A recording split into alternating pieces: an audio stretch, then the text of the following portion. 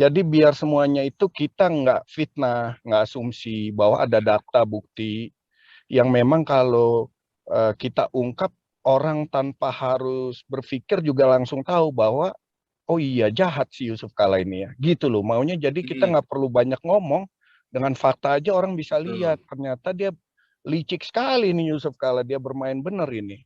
Dan ujungnya kan hanya untuk keuntungan diri dan keluarganya aja, ya kan. Hmm. Di Sulawesi Selatan, di Makassar, saya yakin banyak orang juga nggak suka sama Yusuf Kala. Terlepas dia satu suka atau apa, pasti ada yang nggak suka dengan cara-cara dia berbisnis atau berpolitik di sana, di daerahnya sendiri ya.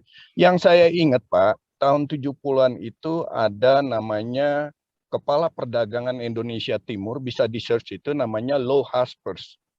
Dia itu yang menentang Yusuf Kala waktu salah satu bisnisnya mengenai kayu ebony, Hmm. dan itu udah dilarang.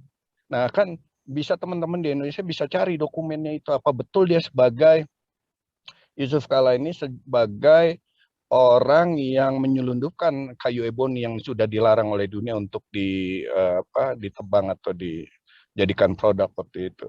Sampai sekarang kayu ebony itu kan kayu langka, nggak boleh. Atau kayu hitam ya, kalau nggak salah disebutnya kayu hitam ya, ebony itu. Hmm. Sangat kuat itu. Nah, bisa dicari data-data itu, kejahatan Yusuf Kala di dalam bisnis dan di dalam berpolitik, khususnya dalam mengembangkan radikalisme di Indonesia. Walaupun dia wapres, tapi dia bukan nasionalis, dia tidak cinta NKRI itu. Hmm. Kebetulan saja dia punya jabatan yang berpengaruh kuat sebagai wapres, sehingga orang ngelihat dia, inilah tokoh Indonesia. No, dia itu bukan nasionalis.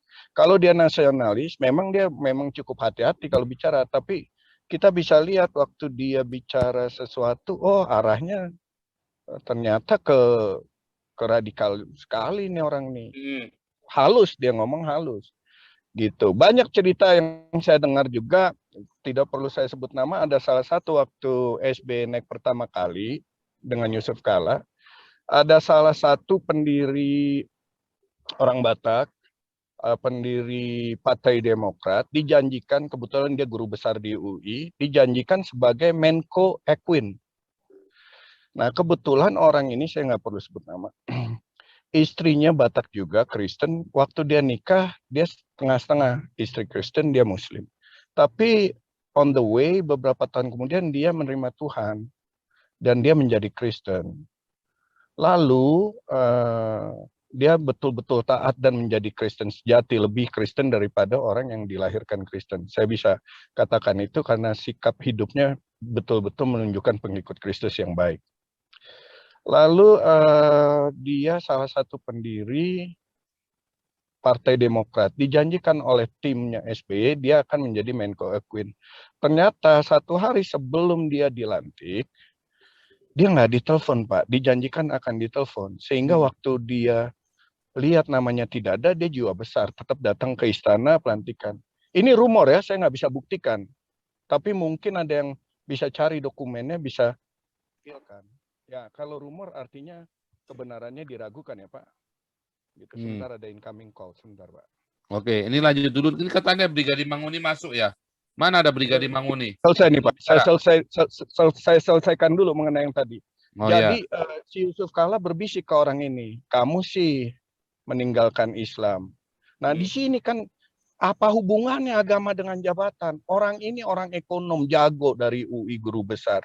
Dia bisa membenahi ekonomi Indonesia. Kok hanya karena agama you geser namanya, you coret di list yang sudah dijanjikan. Nah, ini loh, rumor kayak gini kalau emang benar, saya pun dengar dari orang ya. Tapi kalau benar terjadi begitu busuknya, kenapa kita bicara hal, malah agama itu harus membawa kita kepada kebaikan. Kualitas orang itu bukan karena agamanya, tapi karena kualitas kemampuannya, dia ekonom, dia teknik, dia itu. Bukan karena semua agama dipukul rata. Jangan-jangan karena ini semua jadi Indonesia terbelakang. Ya kan, semua hanya dilihat dari sisi agamanya, agama. No, ya kan. Agamanya walaupun Islam, tapi tipe jalan pemikirannya seperti Amin Rais. Kapan majunya Indonesia? Udah lulusan Amerika kok. Kalah sama Barack Obama. Barack Obama lulusan SD Menteng Indonesia bisa jadi presiden Amerika. Amin Rais Amerika nggak jadi presiden, malah ngaco aja terjadi. Ya kan? Memang Kita profesi dia pengacau memang. iya, jadi jangan lihat agamanya lagi lah, profesionalismenya aja, kemampuannya loh gitu. Nah, itu udah maksudnya ya ke situ. Cuman untuk Yusuf Kala Pak, tolong bikin satu kali atau minggu ini atau minggu depan topik bagaimana kita menghancurkan bisnis radikalisme. Salah satunya bisnis keluarga besar Yusuf Kala. Nggak semua keluarga besar Yusuf Kala bersalah atau jahat, enggak.